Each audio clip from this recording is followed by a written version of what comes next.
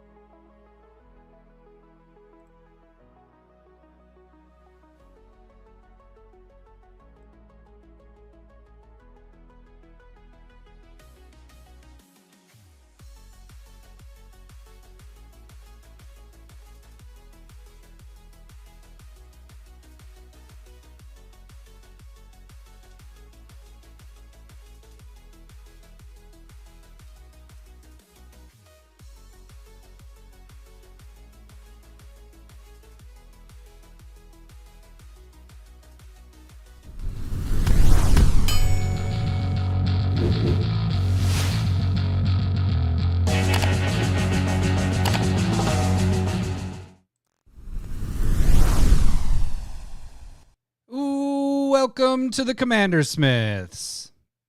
We are the CommanderSmiths. I'm Adam Smith. And I'm Lowry Smith. Don't worry.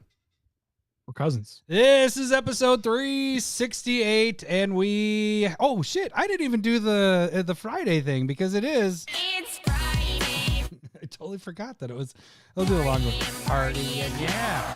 We got another Friday episode because Lowry, you're just getting back from your vacay. You went on your little spring break. Went down to visit my dad in Phoenix. Was this your Lau was in first grade, right? Yes. So you did have a spring break last year. Did you guys go anywhere last year for spring break? Phoenix. It's the time to go visit my dad down there. That's a good spot to go. Yeah. That's a nice. Yeah.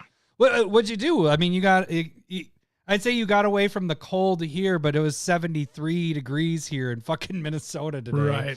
Right. I mean, we went to the aquarium down there. We did a couple of playgrounds. You saw a merman, except it was a mermaid. it was a mermaid. But yeah, that was kind of sweet. Cool. I liked that you took the picture. I was like, that's really cool. I've never been to an aquarium where a person's like had the full giddy up and everything. Yeah, and she was in there swimming with fucking stingrays and stuff like that, and just like the big picture window, and she's waving to kids and that's saying awesome. Hi and yeah, just down there, and then she just had a little breathing tube that she'd suck on for a breath or two. Yeah, that's a weird word. Sorry. It was. I was a teenage boy. There we go. Like a breathing tube, just survive. Yeah, a living tube. I don't know. Living tube. That's how she. Otherwise, isn't that what it is also called? A living tube. There. It's my living tube. I couldn't even stand the pressure in how deep she was. Like way down there. How deep was that? So, but yeah, that was really cool. We did a couple of other things. I'd have to look at the. You drank a lot of beers and then didn't put your cards. Oh, I got to give this RoboCop. Hey.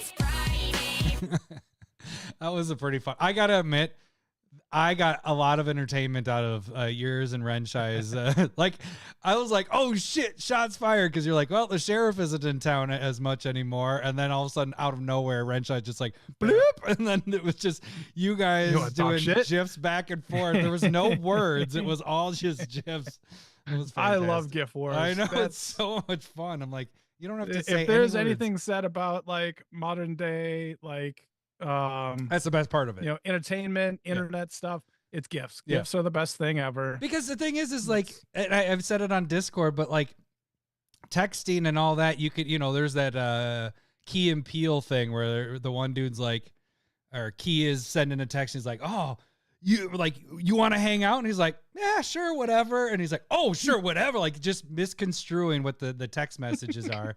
But that's why GIFs are so awesome, because it's just like, this is the vibe I want to send over, and right. It's hard because like, hey, if we're joking, you can pick joke GIFs. Right, exactly. That'd be like, hey, this is fun. But if you're pissed, somebody's like being super serious, you're like, hey, this is this isn't going where I want it to. Like I did to my in-law or my Cindy's sister, where I gave her the old Ross flicking off thing for the. That's a bit serious. Yeah, in a non I was serious. Context. I was actually pissed, and so instead of actually saying "fuck you" to her, I just did the whole "hey, Ross Geller." She fuck knew what you. you meant, Oh, they did. So yeah. that wasn't better. The best part was that when we had to have like a big powwow with Cindy's family or Cindy's parents because I was upset because they were treating their kids differently, all that whatever stuff.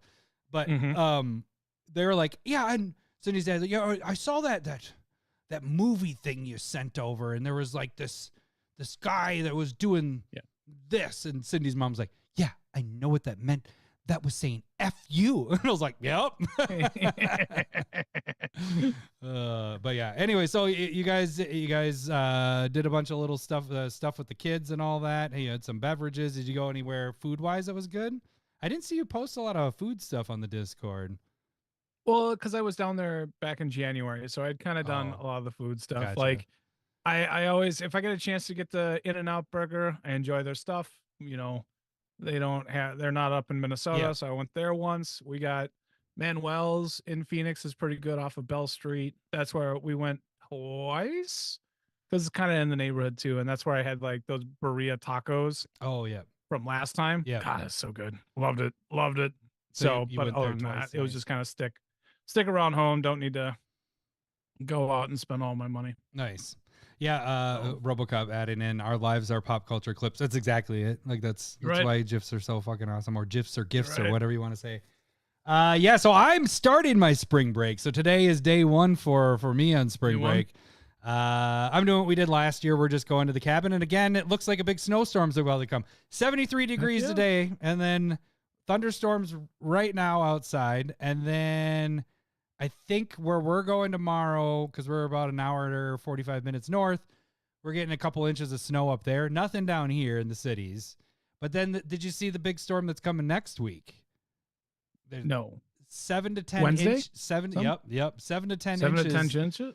The further south you go, the more snow. The extended, at least the models are showing that. That makes sense to me. Yeah, so it's gonna be fun. Cindy kind of got depressed. She's like, I want to like go. She was like, let's bring the bikes up and all that. I was like, well, it looks like we're gonna get snow. She was like, what? I was like, well, it is freaking March. Like March, this is what it's when we get the most snow. Right, exactly. I mean, we've been teased with the 73 degrees and no winter, but yeah, we're gonna get dumped on, or at least you're gonna get dumped on. So, because up there, I guess it's not gonna hit as bad.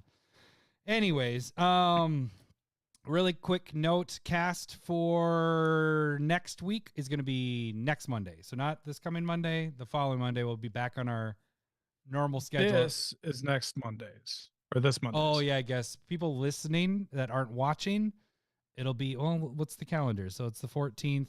Yeah. 15th, 16th, 7th. So not the 17th, it's the following. So 24th is that? Yeah, that'd be the 24th. I think is my calculations are adding up right. Now I want to look at it. Is it right? Are you looking at a calendar? I don't know. It's 14th today. 24th. Yes, I got it right. 10 days from now. So yeah, we'll be doing that. We'll be going live back to our normal schedule, at least for that 1 week. Who knows what happens after that. But speaking of that, Larry, what do we got going on for the podcast for tonight, for today, for this week?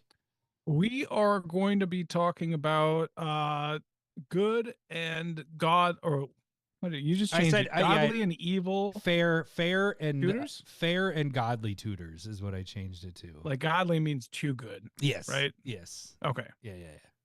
Just that's what we're doing. Yeah. We're going to talk about tutors. Probably ones I'm going to be talking about ones that I use. Yeah. And you're going to talk about. It sounds like a bigger list. I made mine in the airport today. Nice. Hey, that's a way to kill the time, man. I forgot. If you didn't text me last night, I would have been not even. When I texted you last night, that's when I realized we had a cast today. To me, I was like, in my head, I thought we had a cast next Friday. But then this is how it went through. I was like, wait a second. I'm at the cabin next Friday. That's not going to work. We didn't plan this out right. And I was like, oh no, it's tomorrow. So then I texted you, was like, wait, we have the cast tomorrow, right? And we're doing tutors, right? That's what we're doing. So we got it all figured out, folks. There won't be a Stump the Smiths event. I will say really quick, we did have to do a secret layer without Lowry because he was gone. So there was a SpongeBob one that is coming out on the next time we do the cast. So we'll be doing the cast that day, later in the day. We'll see if it sells out. Check out the video. It will. It probably will. I'll give this little hint to it. Do I have my book in front of me? No, I don't. The legendary creature one, where the whole drop is all legendary creatures, value is fucking fantastic with that one. It's a breakpoint of 3.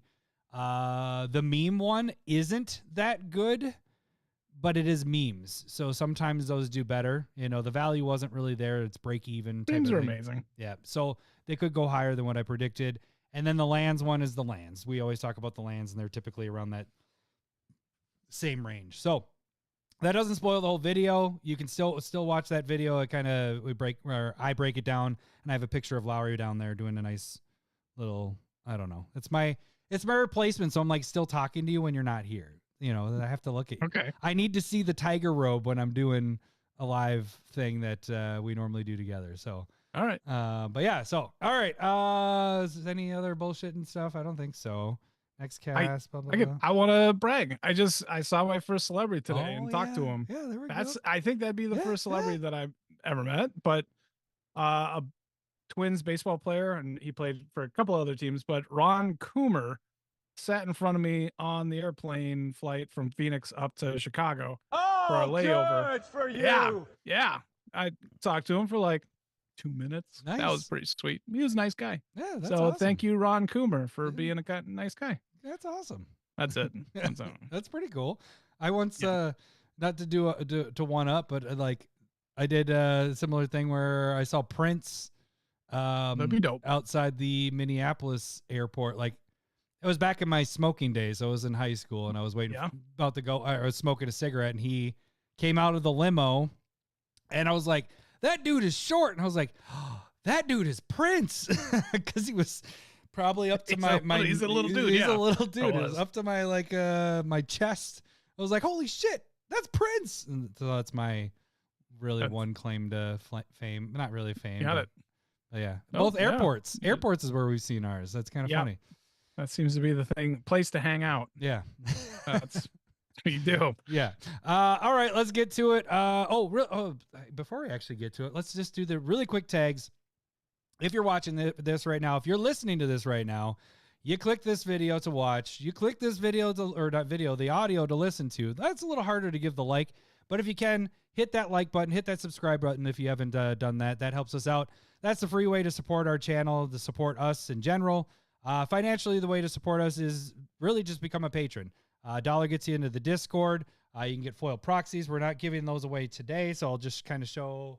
Let me get a different one. I keep showing off my son's one, which I am proud of it, but I want to show, okay, the Iron Man one. Let's do that one. So this is one of them, Iron Man, that we did in the comic book framing and all that stuff. So that's some of the proxies you can get. We've had a couple new patrons over the last couple weeks. Those are some of the ones they want. So that's a financial way to support us. The other financial way is you guys can get our Smith swag stuff. So like our mugs. Larry, you got your red one in front of you? Red one. It's the Yeti mugs. We've been selling these actually. So it's pretty easy. You can either find me on eBay, or if you're listening right now, it's in the description below. Click that link and it brings you right to the eBay page. So we have the Yeti mugs. We got metal tokens. We'll be getting some more stuff up there. So that's the other way financially you can support us. We do have the raffle going. It's been sitting here for about 2-3 weeks now. We haven't 2 weeks now that we haven't had anybody add to it. It's Chrome Mox and foil. Once we hit that 140, every dollar that you guys put in, that gets your name in once per dollar. We'll draw a name, and that name is the winner. So we have 3 people that have donated so far. When we hit that goal, we also will take a Malort shot. So there's kind of incentive there. I was thinking about it today. You know, people used to do we used to do the donation stuff for the Malort, and that was just $15 making us both take a shot. You could kind of, well, no, I guess we don't take a shot right away. I was gonna say it is kind of like the same thing, but now you're getting to put your name in for free, but we don't take a shot until we hit. We should have like I am drinking, so There's that. If you wanna have this happen, well, how about we get a little incentive to make this move right now? Would you be willing to take a Malort shot if somebody did? Although it is a late Friday night, we don't have a lot of people on for this late Friday. But I was gonna say, would you do a Malort shot if somebody did a $15 donation? Yes. Okay, and that puts. Oh, Mr. Anderson, there's one. I said 15. I'm just got a little scary there. Like, I'm saying, yes, I would. Do I want to? No, I do not want to. It's been a little bit. All right, Anderson, I've got to add his on there. So yeah, every dollar gets you entered into do the raffle, and we do the raffle live. So as soon as we hit the 140, boom, we do that. We put the names in really quick. It takes us a couple minutes. Put the names in, shuffle it up, randomize it all, and last one was Lucky Ass Tad. Who won? What did we give away? That was the Great Henge and the foil there. The party tree. Party tree. Yep. So once we hit the goal here, another one will pop up. We'll have another giveaway or raffle that will be putting up. So those are the financial ways to support us. Free ways to support us. I think that's about it. If you guys need to get a hold of us, best way is to get a hold of us in Discord. So become a patron. If you're not a patron or in the Discord, just email us, CommanderSmiths@gmail.com. And I think that's it. So let's jump right in. And I think I started, because you started the week before. So I think this week you're starting with the first picks. And we're going to start with the godly tutors. So we're going to have godly tutors first, and then we'll jump into the fair tutors. And we'll kind of explain what that is when we get to that point. So godly is basically, these are just the best tutors that are out there. So Fae 5 style, Lowry's going to pick one, I'm going to pick one, back and forth until we feel like we've gotten most of the list done, or 5, whatever comes first. So Lowry. Well, I mean, I think we automatically have 5 with well, no, 5 between us both, 10 total. Oh, yeah, okay. I think we still hit 10 here. I think we do. Yeah. I mean, there's an easy bit of the Mirage or the Vision cycle. Yeah. I guess the Mirage cycle tutors. So I guess I'll do my favorite, which would be like Worldly Tutor. That's your one favorite? Green yeah, probably, because creatures, man. I guess. Green. I mean, that fits you. Yes, I guess. Yeah. That fits you. But yeah, one green instant, go and put a creature from your deck on top of your deck. And it's cheap, it's efficient. End of turn, you're just basically putting it, you're drawing it and putting that card in your hand. It's the silver bullet that you need. Yeah. And when it's this cheap, and it's hard to hate against it. Yeah. And other than if you don't want your games to go the same way. So this is something that I avoid. Well, I guess we should say that a lot of these tutors, in fact, every tutor that is on this godly list, I don't use, and I don't think you use. They aren't in a single one of my decks at this point. I think I've finally filtered them all out. Even my old decks that when we used to use tutors, there might be one deck that still has 1 or 2 of these in them. But it's one that I built like purpose. Yeah, that's one that I built like 15 years ago. Like that's all how long it is. So yeah, this was one I used to use way back in the day. So I agree. I like this one. This one is probably the one I use the most too, I guess, out of the ones. So I could, right. I see why that's so yeah. I would say maybe these are really good tutors we don't use instead of godly, but maybe that's just a that's a even though we don't use them, boy title. We still understand how they're good. It's like counter spells. We didn't use them, but we understand the good ones. We understand it. Okay, so yeah, Worldly Tutor. I'm gonna kind of go more towards the anything route, so I'm going with Demonic Tutor. I didn't spell it right. Yeah. Demonic Tutor. There we go. But I like to pull up the. Do you know what? The old school. I don't have this button, but do you have the fart one? The tutor. I know we used to do that all the time. Let's see. I do. Here. I don't know if the old school listeners, when we talked about tutors, that was the button that we the 2 buttons. It's like 4 years ago when we did We that. don't need to do it as much as we Yeah, were this is doing it, but yeah. this is the toot episode. This is the tutor episode. So demonic tutor, it's not an instant, but the thing is this sucker goes in your hand. The cool thing about the worldly tutor and stuff like that is instant speed. You're doing it right before your turn starts. Plop it on top of the library. That's the card you're drawing next. Demonic tutors, you need that answer this turn. You need to save the game. You need to not let this player win, or you need to have whatever. You just need an answer. This allows you to get one card, put it right into your hand. Doesn't have to be a creature, doesn't have to be any type. It's just any card into your hand. So I feel like this is one of the best. Removal, a land, ramp. Right. I mean, the aggressive creature, the combo piece. And I would like to add into this. Oh, and by the way, Worldly Tutor was in 350,000 EDH rec decks, and this one's in 593,000 EDH rec decks. Yeah. It is by far the most used for EDH rec decks as far as that. But we've talked about this before. But what are your thoughts on, like, I don't know how you go about doing this, but if I'm playing a black deck and I'm like, there isn't enough land ramp in this, I almost would you be comfortable if we ever were like, all right, we don't play tutors, but any tutor that we play, like if I'm playing a black deck and I play demonic tutor, I am only going to search for a land. It doesn't matter if it's late game and this pops up. I can't go find the answer.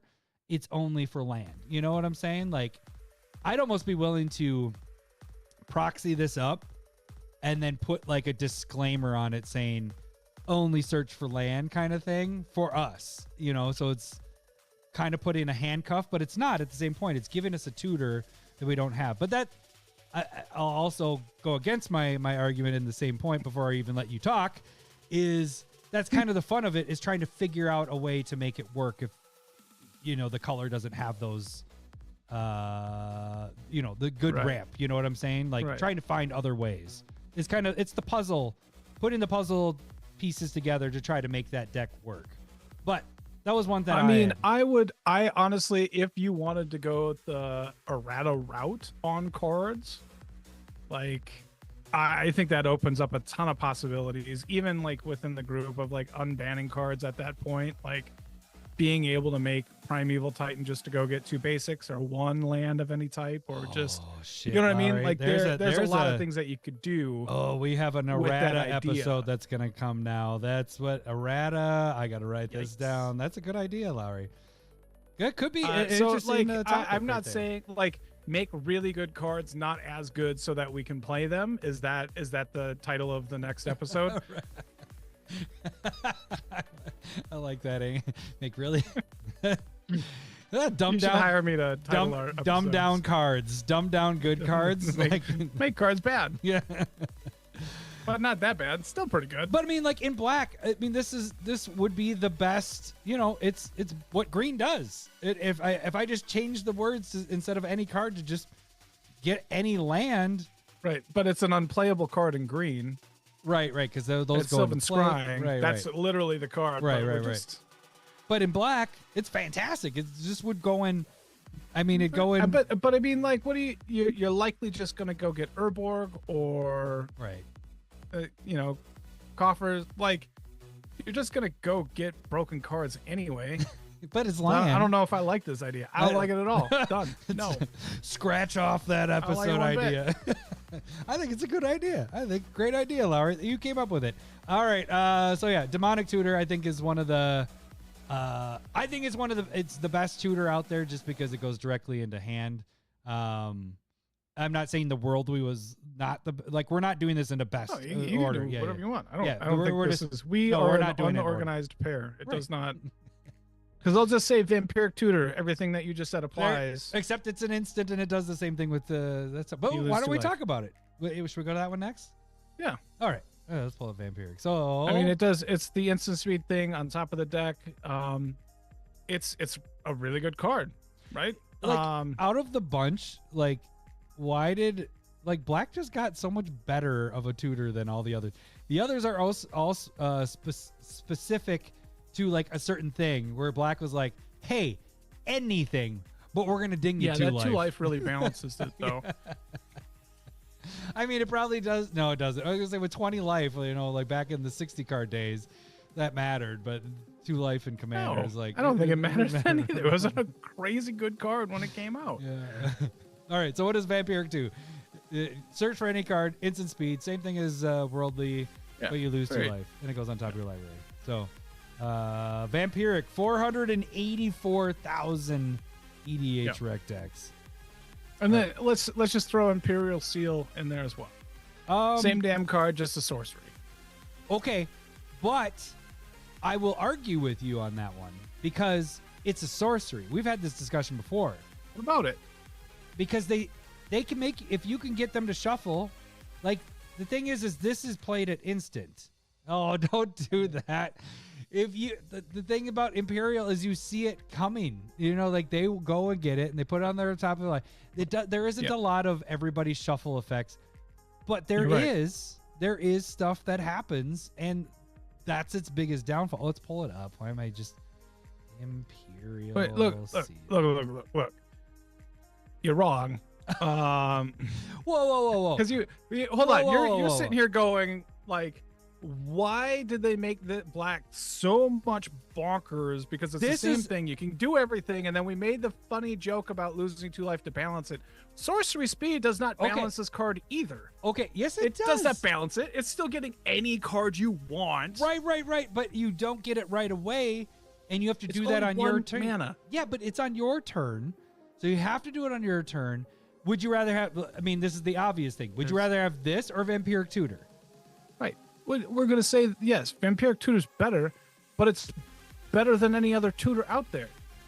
Well, not other than maybe Demonic. Tutor. You're talking about this is the 3rd best tutor in the game.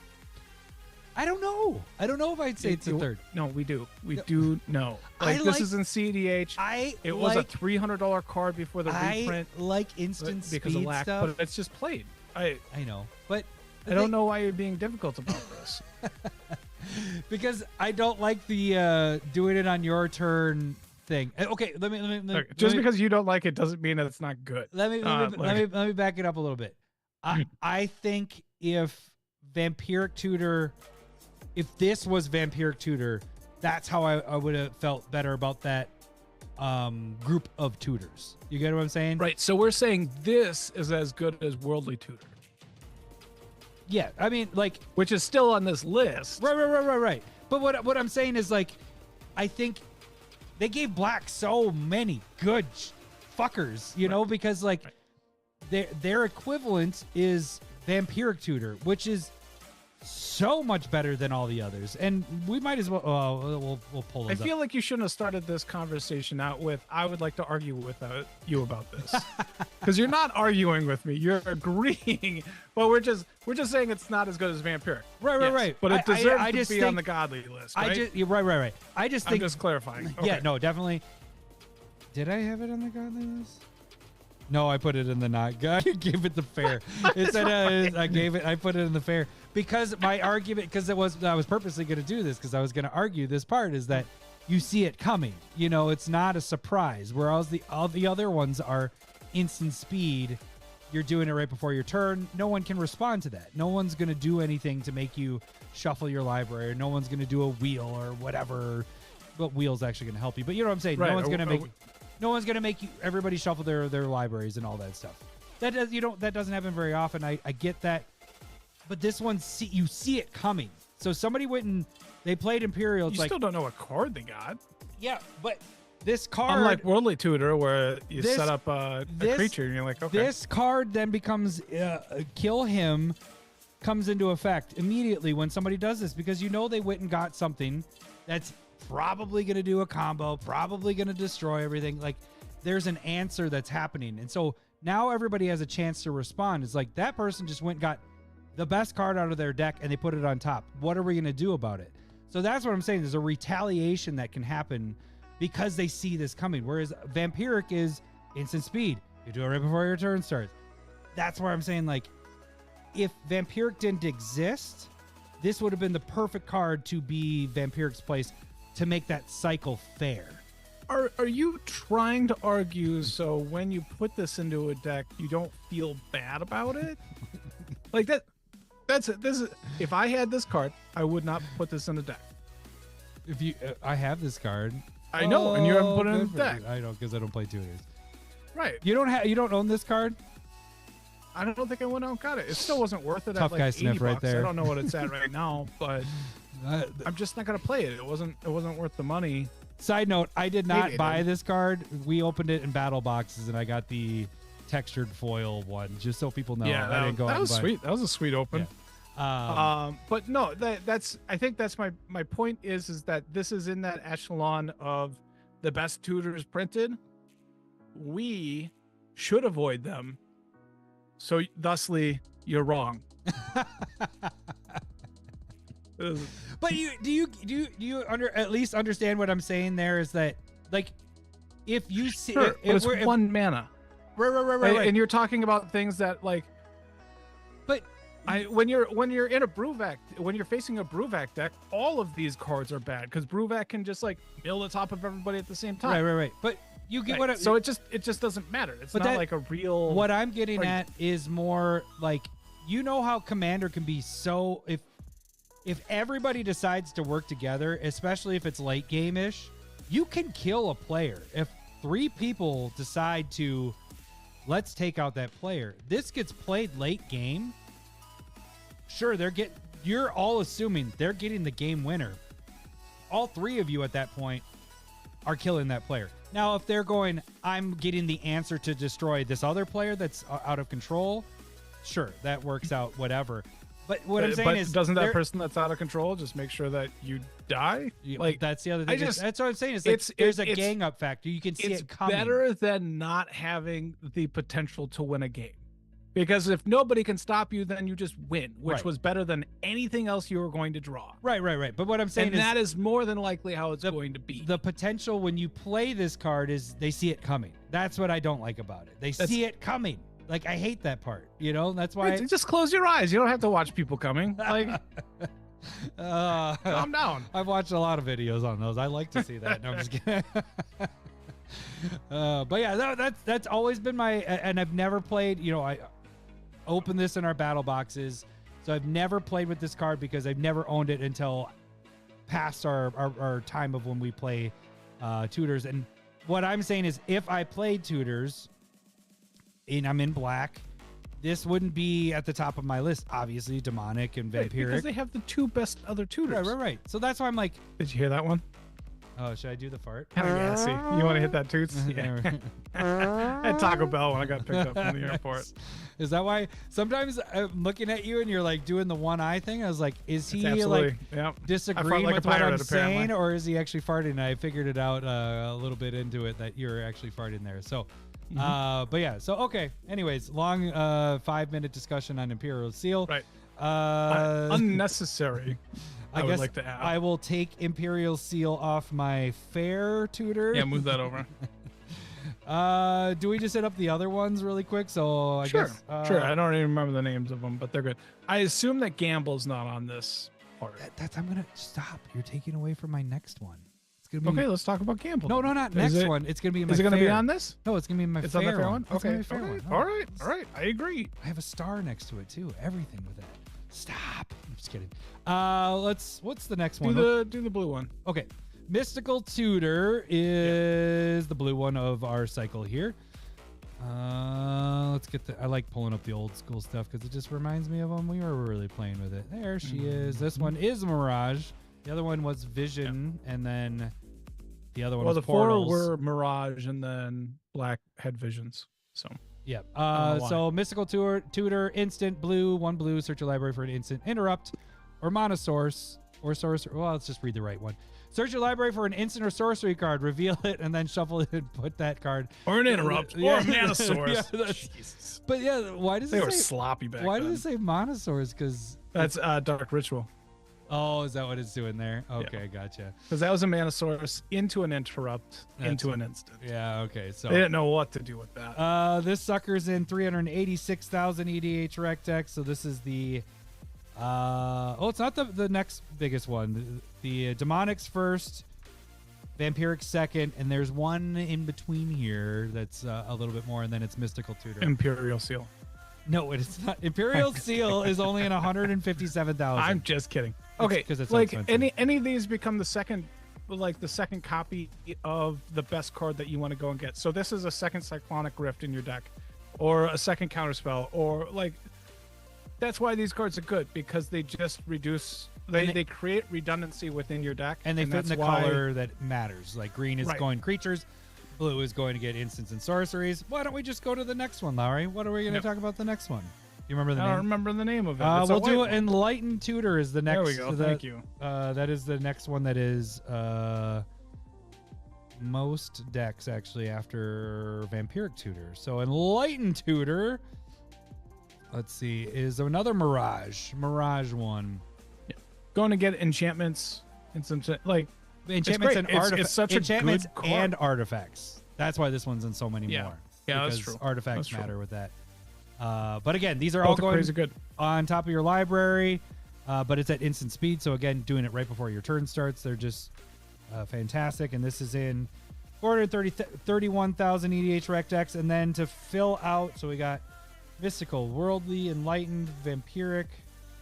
Oh, red is not, because red is the other thing. So red, we don't have the color palette with that, because red is a little different there. So a little different.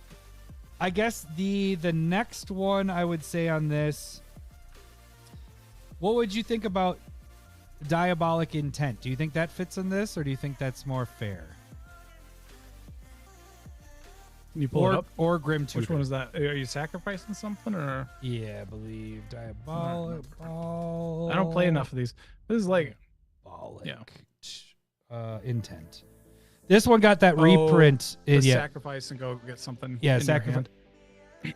So, and it does go directly into your hand. So it has the demonic tutor, but you're having to sacrifice a creature. How about this? I don't play it, so I would put it in the godly discussion. Okay, so yeah, it is. I think it's really close to demonic. Yeah. It makes it a little fair. You have to sacrifice something to get it, but you're going to get any card in the deck. So, and generally, you're just running in a deck that you want to sacrifice stuff anyway. Right. So, and that's what we should get into, and that would be a theme thing. So this one I would say is fair if you're in a sacrifice deck. So kind of disagree. Really? Yeah, it's so cheap. I guess it's too. Still. I mean, it's not hindering you at all. Yeah. Even though it would be in a theme, like it's too easy. Yeah, if that makes sense. Yeah. Like it I think just like counter spells, like if you start getting into that like 4-5 range, that's when things like basically are cool. But if you're in 1, 2, and maybe 3, if it's just like super good, like to me it's just like kind of off limits. Yep, I can agree with that. And I think that brings us into the other one too. And this is very different. Like if this was sorcery speed, which it is, but putting it on top of your deck, and like then it's terrible. Remember, we just had this discussion. I don't know if it's terrible, but yeah. And then Grim Tutor, which is 3 mana. So it's getting a little more fair, and you're losing 3 life. Right. But I'd rather lose into your hand. Yeah, it's into your hand. Yep. I'd rather lose the 3 life, pay the extra mana, than pay the other one, the 2 and the sacrificing a creature. Because scenario-wise, you get to a late game and board wipe happened and somebody's about to win the game. You have no creature to sacrifice. You have the life easily and the 3 mana to be able to do this. So if I was choosing between the two, I would play Grim Tutor over Diabolic Intent. Unless there's theme involved. Correct. That is a good point there. So you would put Grim Tutor in the too good discussion? That's where I have it. That's where I have it too. Yeah. That's where I would put it. Okay. It's still going into hand. It's only 3 mana. It's still really good. And it's just also I think I don't like the black tutors, specifically the black ones, because it's so wide that it is just like the answer for everything. It's always the second copy of whatever you need. Yeah. And I probably don't like that versus everything else. Even though I don't like them, like the really good ones that we've talked about, because of the redundancy factor and just being able to reduce the frequency of cards being cast in a game, like that that's what if it's just too easy to get whatever you need, it makes the games too similar to each other. That's why I have problems. I think Grim Tutor's in that realm, to where it's like Diabolic Tutor. I don't know if you were going to get there. No, I don't even have. I don't have a problem with it. Right. It's 4. 4 mana. Right. Well, I still don't play with it. I don't play that either, but it's because I don't like it. Right, yeah. And that is in a lot of EDH rec decks because it's in a lot of precons and all that stuff, and it's very, very, so very, it's super interesting to see this is too good. 1 extra colorless mana, this is not good enough. Right. That sucks. Yeah, I don't like it one bit. Okay, I have a couple others. I want to see if you want to put it on where you want to fit it. What are your thoughts on survival of the fittest? I'm gonna pull that up just so we don't have a problem with that being a themed. Okay, that's where I was a little on the fence on that one. Survival, but totally get it. But the other problem is, well, it's a 30. No, it's the cheapest version. What, $100+ Yeah, it's $210 for the cheapest version, unless you got the world. So enchantment, pay a green, choose and discard a creature card from your hand, search your deck and put a creature card from that into your hand. That's a really, I think it's problematic for sure.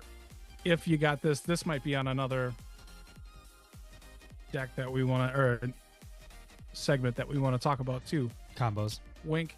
But yeah, like this card is crazy good. It can fill up your graveyard, it can fill up your hand, it's discarding ability, it doesn't go away. So it has to be probably just a deck that needs a ton of help. So like when I had remember that dragon from Dominaria where I would attack and destroy everything and then play something off the top, and I was kind of like reanimating stuff to the top of my deck, and like it was Evictus Asmati. Oh, okay, yeah. The Dire. Yeah. Yeah. So I think this was in there to where I was like, I could put creatures into my graveyard and then get it back on top so that I could cheat it back into play because it was just like a really rough deck. You know what I mean? So like it really actually made it work a little bit. And I think I had this in my Beamtown Bullies deck as well, because then I can go and get shitty creatures, put it directly into the deck or the graveyard, and then reanimate them. So in that regard, like I'll make excuses, but it's super good. Yeah. Also, it's not played a lot, so I think that's another reason that it's okay. But it's reserve list. I think that's the reason, you know, it's so that's expensive. Why it's expensive. Yeah. What are your thoughts on Eladamri's Call? You think that one's a fair? I don't play that. Yeah, I think that's too easy. Okay. You think it's very much like Worldly Tutor. Yeah. So that's why I had that. Oops. Great card. But it's something that I don't, for the redundancy factor. Instant speed, getting a creature card, put it into your hand. So almost a little better than Worldly in a way, but it's two. You know, it's 2 colors. Has to be in 2 to like the green and white. But it does go into your hand, so that's kind of nice there. Right. So right. And then the last one is Idyllic Tutor. That was the last one I felt like could fit in the godly tutors section. But that's 3, man. Do you consider Fabricate in the same card? I suppose. Yeah. I mean, this could be more fair because this is 3. I don't know if I consider this one godly. This one might be more in the fair. Right. And it's specific to enchantments. Yeah. Same thing with Fabricate for artifacts. And then there's Solve the Equation for blue. Instance of sorceries going directly into hand. Blue and 2 colorless. I guess once you start getting into 3, it feels like it's starting to get a little more fair. It's questionable. I still don't want to run them unless I'm trying to do something very specific with the deck. Okay, so let's do this really quick. On that topic, we're gonna go into the next part. Why don't we like to play tutors? Like this is why we're gonna this part's gonna be the fair tutors. What's the reason why we don't do this? I mean, the thing is well, you were talking, so why don't you? Yeah. Well, no, continue? I think I've already kind of said my point, as in like it reduces the commonality between games. Right. And so like if you have tutors, you're going to be going for similar things that are going to happen. They're like, this is really good for my deck. I'm likely going to go and get it. So like if we're talking about the demonic tutor going and getting a land, if it's a green black deck, if you're running Gaia's Cradle, you're just probably going to go get Gaia's Cradle or Coffers or, you know, yeah, Maya. Like these are still going to be some of the really good cards that you can still like go and get. So we'd have to neuter it even more to whereas like 3 mana is starting to get to be a little bit later in the game. Like it's hard to cast 3 mana and do something. Right. But like that you're going to try and go do. So if you're at 5 mana at a certain point and you go 3 and get something 2 and put into play, like how big is this play that you're really doing? Probably fair, probably okay. But you know what I mean? The big thing I wanted to get at with the tutor stuff is why we got away from it. Yeah. Is like you were saying is it's having the thing about Commander that I freaking love is having you could play everybody play the same decks game head-to-head games, or not head-to-head games, but game after game, like back-to-back games. And they'll be completely different games because you have 100 cards, the randomness of it. But the thing that tutors do is it makes the deck consistent of this is what the deck does. And what ends up happening is you build the deck that the only way I can win, and this doesn't apply to everybody, but a lot of times what happens is like I need X, Y, and Z cards, and this is how the deck wins. And so that's what you go and get. Then it just turns into how soon can I either draw those cards or get the tutor to go find those cards, and that's how I win. And it gets boring. Like that's the thing that happens is it did 60 card decks. The reason why we got away from that, and really Commander is what kept us going into this is I don't think I'd still be playing if Commander didn't get invented at that point. But the games, we'd play 20 games a night. And I've said this many times, we've talked about this many times, but we knew who won in the first like 3 minutes of the game. You know, it was just the games were over in 5 to 10 minutes at the most. And it was just, it got boring. Like you're just seeing the same thing. Obviously you have 4 cards and everything. The only thing that would change it up is when people brought in new decks. Right. You know what I mean? And so like, yeah, having things last a little bit longer, making sure that things don't just, and that's a little bit of the part of, I don't want to tangent too much, but just like making sure that you don't use the same card in every deck. It's blue, so I'm going to run Rhystic Study, like, or Cyclonic Rift. And then it just gets boring in itself without even tutors, because everybody's running these cards and everybody sees it. You see the same stuff and, over and over. when it's a game-winning card and everybody's running it, it just gets kind of boring. And that's why me and you have at least backed off on it. And I think, you know, we see less of those, and it's not as bad when they come out now.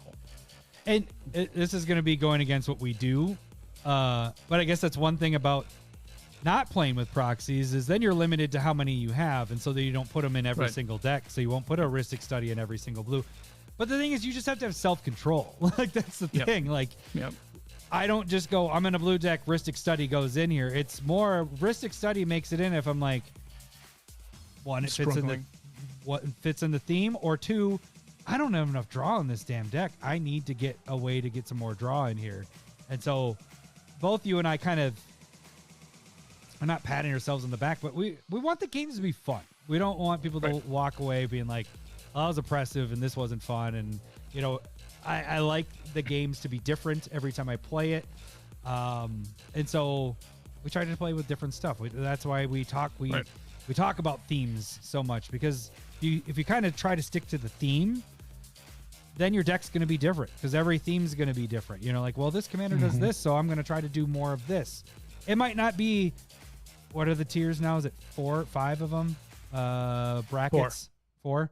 No, there's 5. You're right. Yeah, it's not a CEDH bracket 5 or bracket 4, but it's fitting in like the theme of it all, and it kind of flows together, and it actually feels better in a way. It might not be completely tuned to the greatest it could be, but having everything kind of work together, it feels really good when you play it. So anyways, Now we're gonna talk about the good tutor. So do you want to start with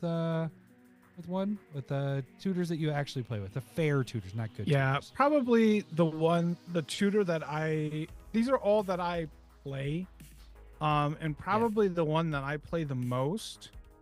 Great card. I think a lot of people love it. It's going to be Urza's Saga. Oh, you're a fucking asshole. You asshole. You are a douche canoe. Because you're a son. No. You calm down. This is my card. We're talking about it. Get out of here. I was good. I was not expecting that. You sniped me so bad because I was looking at it. I'm like, all right. I got this one. Lowry's not going to talk about it. I'm going to get him. That's why I was the perfect get. You got me. It's a piece of shit card. No, we should play it. That's why I hate playing it, because it's not very good. It's fantastic. It keeps getting better and better.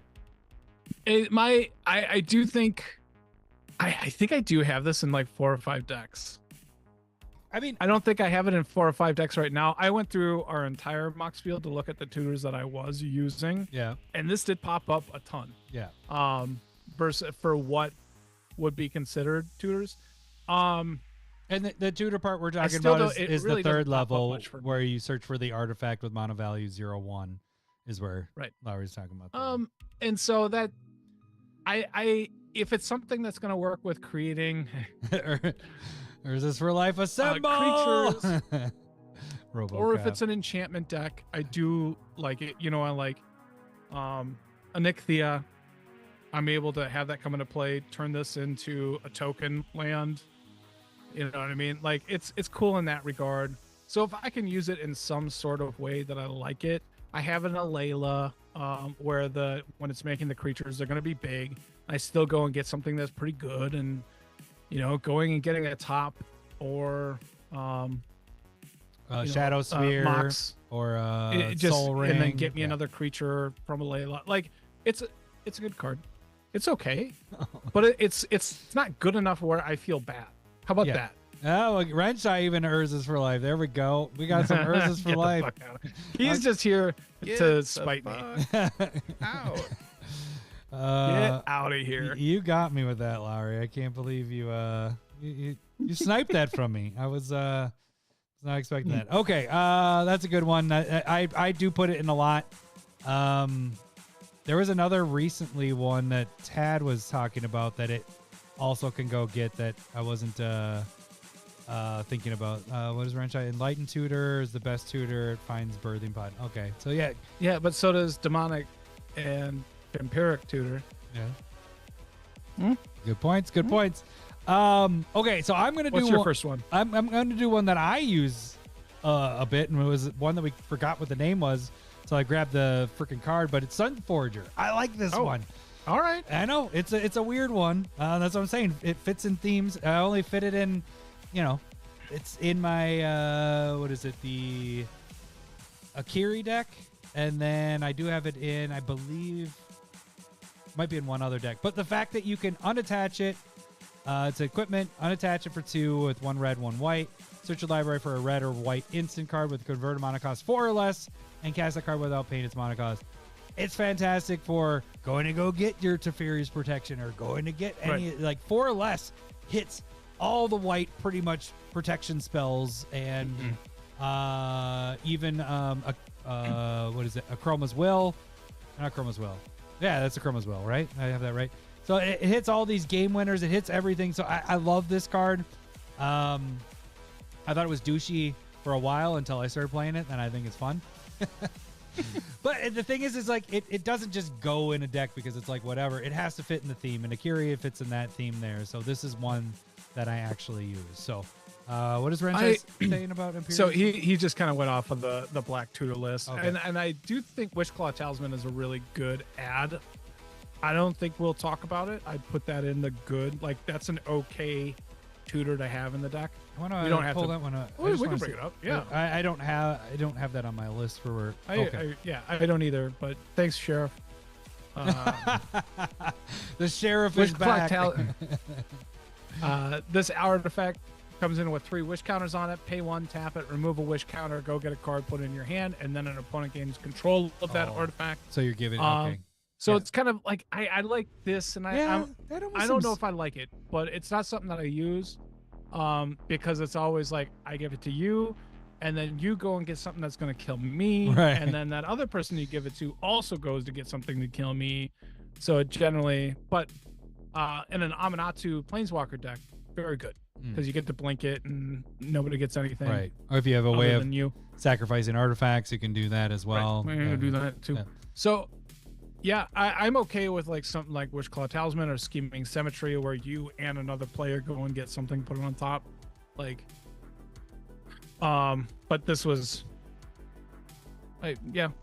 All right. What are you going to pick for your second one? That was Renshai's pick. Oh, I guess. Oh, I was going to say, we add in Wrench in that regard, where. I'll go back. If it was cheaper, I'd probably have a problem with it.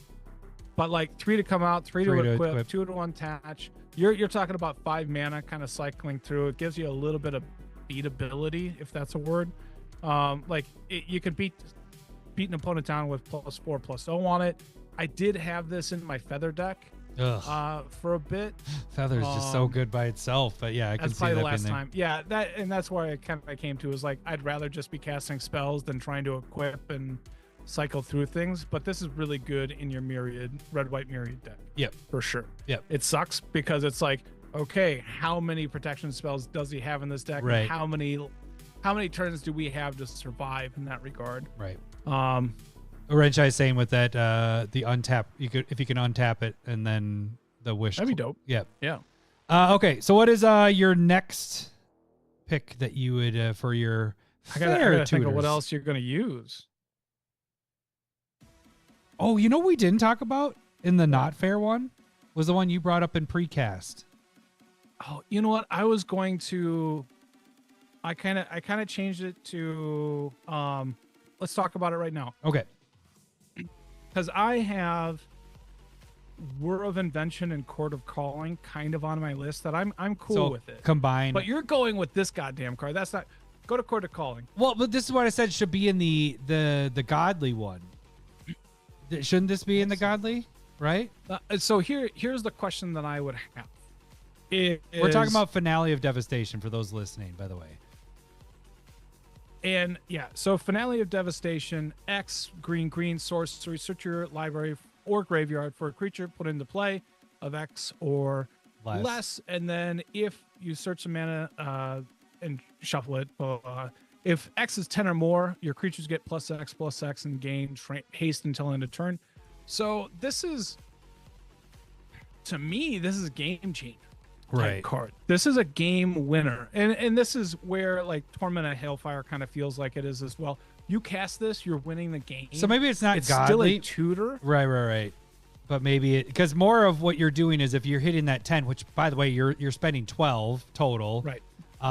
Which that's a lot. Impossible. But that should be a game winner. You're spending 12 mana. That should be the option of winning the game. Now, it doesn't give them trample, which is the only thing it takes away from Craterhoof. But generally, you go get Craterhoof Behemoth, but you win the game. Even if you go get a 1/1, calm down. Everything's getting 10+10. Llanowar Elves, everything gets +10/+10. Yeah, but so this okay. So this was one you brought up, and this one it's in 207,000 EDH rec deck, so this is used quite a bit. But this is something that I don't use. Finale of Devastation. I thought I was going to use it, and it's not in a single deck. So, and again, it's good. It's so good that like it teeters on that. It's just really good. Green Sun Zenith is really, really good. There's just some really goddamn good cards out there. But I want to talk about Court of Calling, but also in the discussion with Finale of Devastation. Should you have tutors that put stuff directly into play? I think that can be problematic. Mm-hmm. Now, Court of Calling is something that I really like in my Calamax deck because I can double up on it, and it is tapping Calamax and it's allowing the doubling. Speed. Right, it's instant speed. I do really like Court of Calling and Whir of Invention for artifacts. you are spending a lot of mana, even though you're able to tap permanents on the field for it beyond lands. And so I in this, when we were discussing beforehand, and I was just kind of going like, I don't know how much I like having tutors put stuff directly into play. I think that can be really problematic. I do think it's something that we do want to, you want to watch it. And then you also, again, want to watch, like, are you just putting Craterhoof Behemoth into play to win the game? Right. Is that what you're just You know what I going mean? for every single time? Is that what you're going for every time? Well, if you're convoking, If you are, you're tapping then you down probably your should stuff. take it out. Yeah. Yeah, if you're continuously going after the same thing. Yeah. Right. Now, and then again, if it's a game winner, then that's kind of it. That's what we're talking about. Like, if you're always ending the game in the same way, tutoring for a creature to win the game, that's creating the same instance of happening in a game, and people are going to get bored of it. And you kind of want to avoid it. In this regard, how I generally use this in a Calmax deck is I go and get Archmage Emeritus. That just draws me more cards, right? Because I don't use game winners in my decks for that same reason. Oh, I gotta draw this or else I'm not gonna win the game. Right. And so, like, if I am tutoring, it's kind of tutoring for glue cards to help me build more and more momentum. You just said tutor a lot, so I had to tutor it up. So I'm going to have Word of Invention and Court of Calling on my list, but it's something that I would say that you got to watch a bit. Right, I agree. Kind of along the same lines, what I would add for mine is it is going into play, but I like this one a lot, and I don't play it a lot. We used to play it a lot when we were younger, but it's Defense of the Heart. So this is a three colorless, 1 green enchantment. And during your upkeep, if an opponent controls 3 or more creatures, sacrifices enchantment, search your library for up to 2 creatures and put those onto the battlefield and then shuffle. So it hits that same thing you were just talking about, going directly onto the battlefield. Right. But this one is like, it's fun when this hits because the players, that everybody works as a team. They're like, oh shit. Either it's, I'm not casting any more creatures, so you're kind of holding people in check, or it's like, hey, attack into me, I'll block and kill my creatures so I don't have 3, and so they don't get to get their creatures and stuff. So I like that there's like hoops you have to jump through. It can, if the board's out of control and everybody has so many creatures, this can help you get back into the game. So I almost feel like it's a fair-ish one.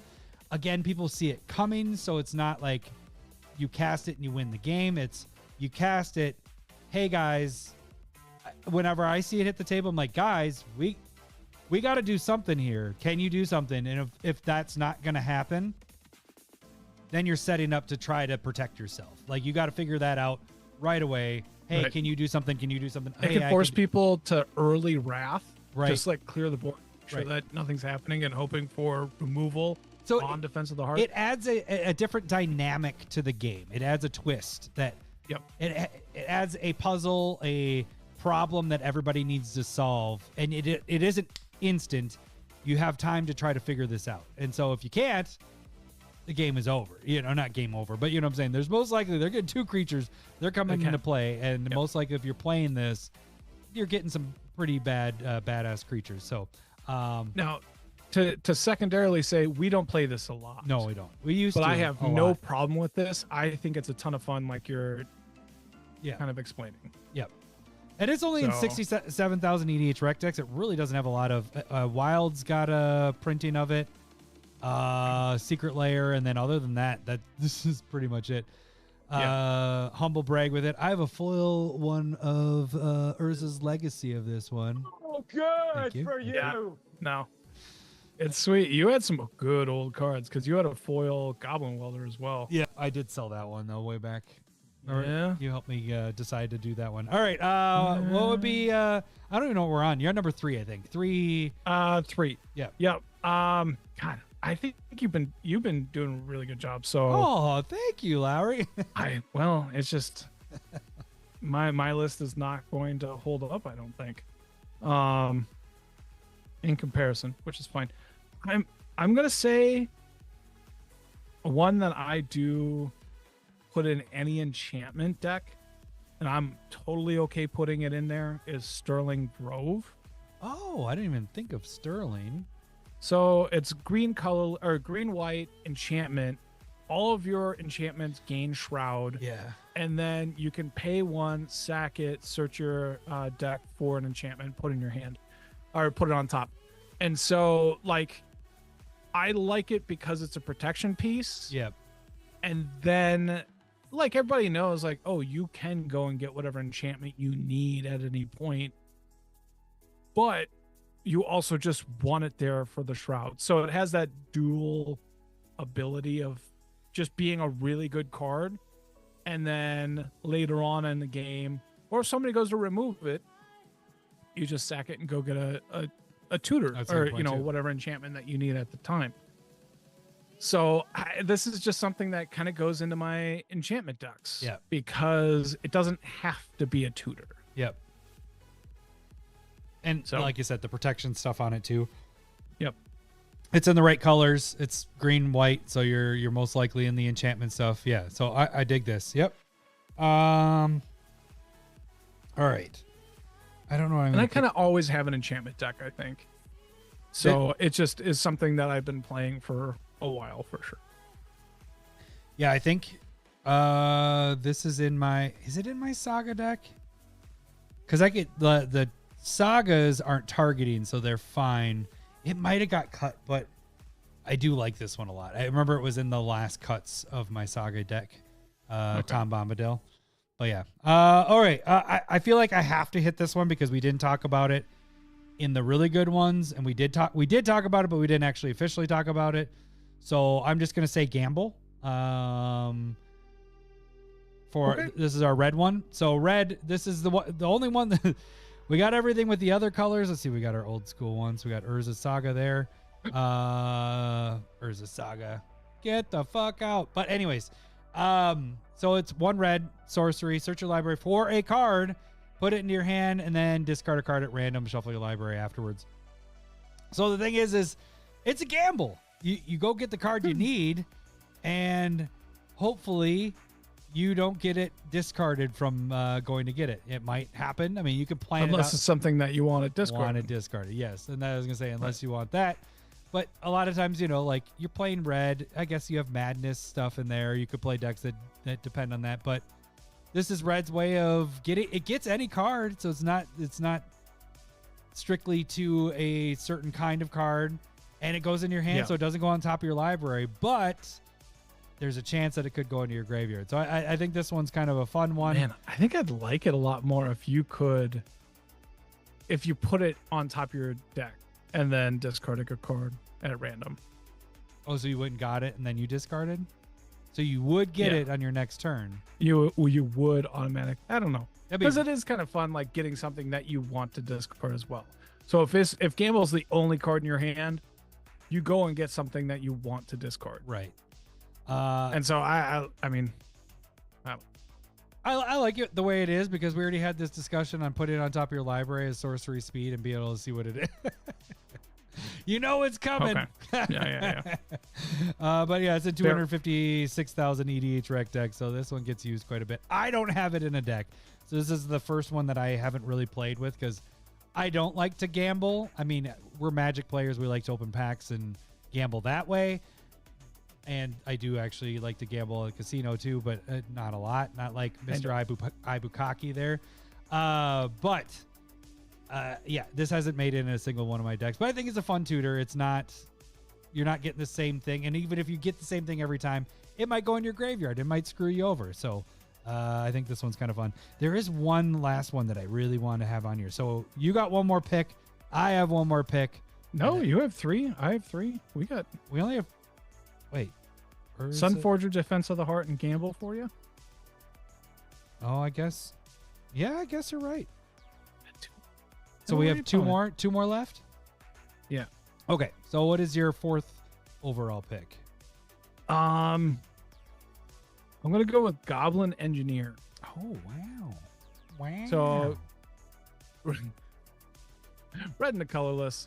one of ETBs, go and search for an artifact in your deck and put it into the graveyard, and then you can pay a red, tap, sack an artifact, return target artifact card with CMC 3 or less from the yard to the battlefield. So it has that kind of like dual nature of it. You can just get anything. You don't have to find a reanimation target by any means. Especially if you have like a Duretti deck. So like where you can kind of abuse it is probably where it's best. It's slow. People have a lot more graveyard hate versus like top of the deck thing that you were talking about. Like you could do something like there's graveyard hate that exists. If you're slow about it, you're going to have that thing removed. So like I like this in my like Oscar's deck, like the one where I could kind of reanimate and create tokens from the red white graveyard deck. I love that deck. So did you probably kill that deck? Yeah, a while ago, Yeah, a year or two ago at this point. But I just like Goblin Engineer from that regard. Generally, I almost like it's nice to be able to go and get a swords. It feels like it's kind of like a bad Stoneforge Mystic in a way. Sometimes, for me at least, how I use it, like I just go and get like a good equipment from the deck and try and reanimate it versus Mystic's almost too good where it puts into my hand, I can cheat it into play. Should Mystic go into the godly tutors? It was something that I do have it in. I had it in one of my lists. I don't remember what deck it was, but it's really close. Right. But it is kind of fun to be able to go and get an equipment that's super hard to play with and then like cheat it into play. So that's kind of where I kind of like playing that a little bit. It just allows for harder equipment to be playable. Whereas this is like, I'm going to go get something that's really good. Yeah. And then maybe get it into play. Yeah. So it's just like that little bit of a hoop that allows it still really good. But people see that it's coming a bit more. Yep. I can see that. There's a little bit of hoop there. Okay. I think this one is on actually the game changer list, and I haven't played with it, but I want to play with it. Okay. It's on the game changer list. I feel like this is cheating. Opposition agent. What was that big sigh for? Your opponents, when they're searching you control your opponents when they're searching their libraries. So this is where I was like, this is a little bit of a twist to it. While an opponent is searching their library, they exile each card they find. You may play those cards for as long as they remain exiled, and you may spend mana as though they were the mana of any color. So you're not necessarily tutoring yourself. It's more of you're taking away your opponent's tutors, and you get what their tutor is, and you're able to play them. So I'm pretty sure this is. Oh yeah, it is. There it is. Right here. It is on the game changer list. It is. Yep. So and it did count for a tutor. So I did have this in my Gonti list that was like stealing opponent stuff. Yeah. And they counted this in the tutors area, which I was a little surprised with because you're not tutoring, controlling the tutor. Right. It's whatever they search for. You're getting control of that. So yeah, it's not necessarily you're tutoring for stuff, but that's why I like it, because it's not necessarily a tutor. It's like, hey, we're kind of fucking up the game a little bit here. You're going to get at least one because you're doing it at flash speed. So you're tapping the 3. Whoever's doing the first tutor of whatever they're going for, you're like, well, now I am getting whatever you're going to search for. Yeah. And then after that, no one's going to tutor anymore after that point. So you kind of eliminate the rest of the tutors. But I thought this one's pretty fun. I don't play it. Oh, I'm a little delayed. I can see my video. Right. Have you put it in a deck at all? No, because I'm not a dick. But okay. Well, did I just admit it to being a dick? The thing is like on the rest of my list, I mean, we don't tutor because of the fitting in the theme stuff. So none of these I play with. So, but this is one I could see playing, kind of hindering somebody that is tutoring. Like if we had a lot of people that started doing that in our play group, which not a lot of people do. We have a handful that, you know, There's not a lot. We don't put the hindrance on everybody else. If people want to play with tutors, they can play with tutors. We don't look down on it, whatever. We don't frown upon it. But if everybody started playing a lot more, then I'd probably start putting this in more decks, because I'm going to try to hinder that from happening as much. I do think this is probably really good against those green ramp decks. Like, that's really where you're going to hit a good point. Yeah. our group. Yep. Because it's totally acceptable to go and fetch or go in, you know, Nature's Lore. Nature's Lore was almost on my list, and then I was just like, nah, I don't need to be goofy with this. Like, looking for tutors that we actually play with. Right. You know what I mean? So we'll never revisit this topic. The what you're saying there is this actually would hurt our group because of fetches. You know, it would hurt us a lot because. Well, yeah, me and you personally, the fetches. Not everybody's playing with fetches. Right. So. All right, Larry, what is your last pick? Since I have two left, I'm going to. I said last pick. I'm going to combine these two because they're going and searching for essentially an artifact. And I'm going to go with the far out one. It's not even that far out, but Tezzeret the Seeker. Okay, hang on. So Planeswalker, 3 colorless, 2 blue, comes into play with 4 loyalty. You can +1 it to untap 2 artifacts, but then you get the -X and search your deck for an artifact card and put it directly into play. So that's the part that I generally, and honestly, what I normally go and get when I have played it is I put this in the bobblehead deck to go get bobbleheads. You know what I mean? I think I've always gone and just gotten a Solemn Simulacrum, like just to get a little bit more ramp on a blue non-green deck. You're doing what non-tutor players do. You go to get ramp instead of like right. But I just wish I had more ramp and blue. That's all I want. And so like I do like this card for its other utility pieces. You know, being able to untap some good ramp pieces is always nice. You know, like pay 5, have it come down, untap 2 of your pieces, maybe play something else to protect it, and then the next turn go and tutor for something that you really like. Like, I just like the flexibility with it. If I'm playing it, obviously it's going to be, I put it in an artifact heavy deck, because again, if you're putting it in like a thin artifact deck, then you know what you're going to get. Which is a little bit of my problem with like Urza Saga, because you're not putting that in an artifact deck. You're putting it in a deck because there are artifacts that are easily going tutorable. And so it creates that redundancy thing. But whatever. What was that? So, you said there were 2 cards with this. Yeah. So the other one is Inventor's Fair, which is probably my most used tutor. All right. I like that. So land, you gain a life if you have 3 or more artifacts, and then you can pay 4, tap, sack, and go search for an artifact and put it in your play. Like, it has to be really late game for you to be able to go and pay 4, sack this land, and cast some type of game-changing artifact that same turn. More than likely, you're searching for it, and then the next turn, putting it into play. Right. Yeah, and when I've used this, it's when you're in a pinch, being able to sacrifice and go get that. But other than that, like, it's a land. It doesn't come into play tapped. You're gaining life because you're most likely playing an artifact deck. So you're gaining 1 life every turn. It's 1 life. It's not a big deal. But yeah, that in a pinch thing, going to search for that artifact and put it in your hand, like, that helps. Like, I like this card a lot. That's a good one. Right. This is the one that I play the most from what I was seeing. And I think I've been really in an artifact deck bit for about 2 years, but also it feels very much like the idea of Sterling Grove. Like, it's here for a reason, right? And then if I have to, I'll go get something. Right. In a pinch, you go to get whatever you're. So it's not there just to be a tutor. And I think that's kind of like a lot of my list. It's not there just to be a tutor. It's there to do something, and then in a pinch, I get the tutor. Yep.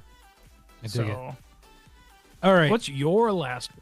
My last one, my last two are ones that I don't play. Well, because the last one I don't play that one. Oh, okay. But this one I have seen played, and I've seen it played against me and all that stuff. But it's bribery. You've played this one. Actually, you're the first one I've seen. The first person I've seen play this one when we were this version right here. And you liked it playing against you. No, it's not fun, but it's fun because it's not you. You aren't setting up the combo. You're not like, right. I'm tutoring for this thing. So it's 3 colors and 2 blue. Sorcery, search target opponent library for a creature card. Put that card on the battlefield under your control. That player shuffles their library. So it's fun because you're not setting it up being like, well, I'm going to get my Crater of Behemoth and that's how I win the game. It's all right. Who am I going to choose? What am I going to get? Yes, it slows the game down. Unless your guy that last week when he did it 5 times to every opponent, right. That was pretty bonkers. That awesome. It was pretty ridiculous. I do have also Acquire in here but along the same lines, same thing. But yeah, every time I've seen this played, it doesn't end the games unless it's guy getting everybody getting one, or getting a card from everybody. But normally it's a beater. But you can't plan it. It's not going to be, I'm going to get, Blightsteel Colossus or whatever. Like, I'm not going to get, Crater of Behemoth and I win the game. It just depends on who you're playing. So it always changes. So I like this one as a tutor. At the very least, you're getting a creature, but most likely you're getting something that changes the game a little bit. And it always is ever changing. Yeah. So, and so here's the other bit about bribery and why it's kind of gone down in popularity, but a big reason is that rules committee have been strongly banning good creatures. This is the card why Emrakul is banned. This is why Primeval Titan is banned. This is why those really powerful creatures are banned, because when you cast bribery and there's a green deck, you just go, I'm going to go get Primetime. Right. And when it's colorless, Emrakul wasn't. So if there is a creature that just goes in the deck because it's that color, that's why bribery becomes really good. When you're like, oh, this card's so bonkers, I can just name that color deck and get the card. That's crazy. Yeah. And you are more likely to get it than they are. Yeah. You know what I mean? Because there's more likely going to have more like 2 green decks than that person be able to pull something out of 100 cards. The card is really, really good when there is a dominant creature within your meta. Yeah. So that is why those really good creatures where you're like, why is this banned? This is the reason, one of the reasons. Yeah. Yeah. Yep, I can see that. But yeah, I besides Guy, this is the version I've seen cast against me from you. Yeah. So I think it's fun. I'd like to cast it, but again, I'm too on theme, so it never makes it in a deck. I never have even had it on the chopping board because it doesn't fit in any deck that I'm building at this point. But I think it's fun. I think it's a fun one to put in there, and it can make things interesting. So, was there anything else? There was one. I'm good. Okay, I had Razaketh in here as our worst spec, but Razaketh is a nice one. No, Razaketh wasn't a bad spec. Yeah, Razaketh was the one that wasn't Razaketh that we went No, deep you're on? talking about Doom Whisperer. Oh, Doom Whisperer. Yeah, you're right. Yeah, never Doom mind. Whisperer. That's I mean, right. Razaketh wasn't necessarily a good spec. It was a good card that kind of didn't move a whole ton. It was, I think it came out at $6 or something and went up to 10, 12. I did, and then got reprinted. I did like have $8. Like Entomb, Buried Alive in here as well. Yeah. Tooth and Nail. What are your thoughts on like Planner Bridge and Planner Portal? Like they're huge casting costs, huge activation costs. You know, semi big casting costs to get out there, but continuous. I would say in theory, I don't have a problem with them, but very much like Sunforger, and probably Survival of the Fittest. Like generally, somebody's playing them because they can do it over and over and over and over again, right?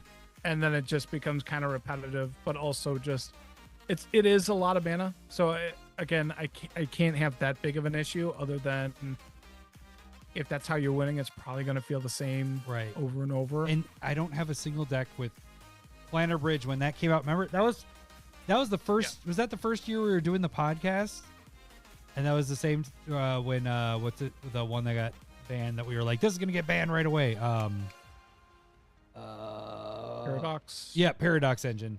So there we go. when these two came out and we were like, oh, Paradox is going to get banned eventually, whatever. Yep. But I remember being really high on Planner Bridge, but it's never even like it's never sniffed a deck of mine. Like it's never been like, no, it did. You had when Paradox Engine was live. Oh, you had that. In there that's with right. In your Rashmi deck. Rashmi. Yep, you're right. Yeah, and that was just brutal. Yeah, that's right. It was brutal, but then Engine got banned eventually, and then then Rashmi I stopped playing once I realized that one game when everybody was rolling their eyes, and I was like, okay, not playing this deck anymore. Yeah. So, but I mean, like, there were multiple banned cards in that deck when you were like. No, I didn't play it when it was banned. Like when things got banned. No. Yeah. But they were eventually banned. Yeah. It was just like, yep. We all knew. Right. That it should have been banned. I also had Profane Tutor as a potential one. Again, that's the Modern Horizons one where it's tapping 2 and then you have to suspend. I believe it's 2 or 3 on it, so you see it come in for 2 turns. Yeah. Reshape. I don't really like suspend cards in general without being able to cheat them. To mess with it. Reshape. I had Sylvan Tutor as well in here. And then Runescar Demon. I've played that before because it was in a deck that creature matter wise. It isn't anymore. Like, no, when I played that, it was before we kind of stopped playing tutors. So those are the other ones I had as far as tutors. Otherwise, the only tutors we typically play are all the freaking land ones. You know, it's anytime that's, searching for land and all that stuff. That's basically that list is your endless. ramp cards are, everybody's okay with that. And that's what it is. Was there anything else on your list from the airport? I just kind of hit most of everything. Like I definitely had a lot, like strong repetition with Urza Saga and Inventor's Fair. You're a fucker with Urza Saga, by the way. I can't believe, that was a good one. You got me good there, buddy. You got me. I knew I wanted to hit that right away, so I'm glad that I was not expecting that at all. That was good. Yeah, no, I did not have a lot. I have multiple decks that don't have any tutors. So it was pretty thin. That's why I was starting to like stretch on some. I was going to say a fetch land if I didn't hit the 5. I mean, it is my favorite, but in that same idea, like land isn't really unacceptable. So, and I mean, we have to do this. It's the tutor episode. I mean, if we were 4 years ago, 5 years ago, that button would have been hit a lot more. So a lot. It would have been real annoying. But I will hit this for those Friday folks. It's Friday. Partying. Yeah. All right, gang. That should do it for this week. Lowry's back from his spring break. I'm going on my spring break. We will be back next Monday, the 24th of March. That should do. Wait, really quick. Are you doing any deck stuff this following week at all? We didn't talk about this ahead of time, so no. I'll probably do some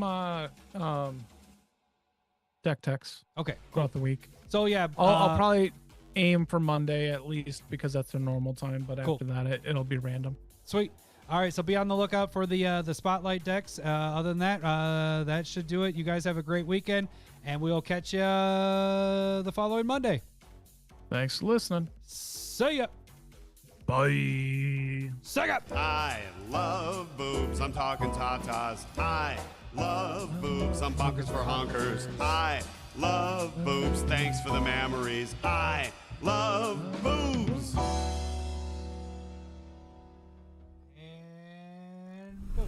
Hey gang, the best way to support the CommanderSmiths is to make sure you slap that like button. And if you haven't done so already, subscribe to our channel. Also, check out our online store, CommanderSmiths.com, where we have metal tokens, mugs, t-shirts, playmats, and more.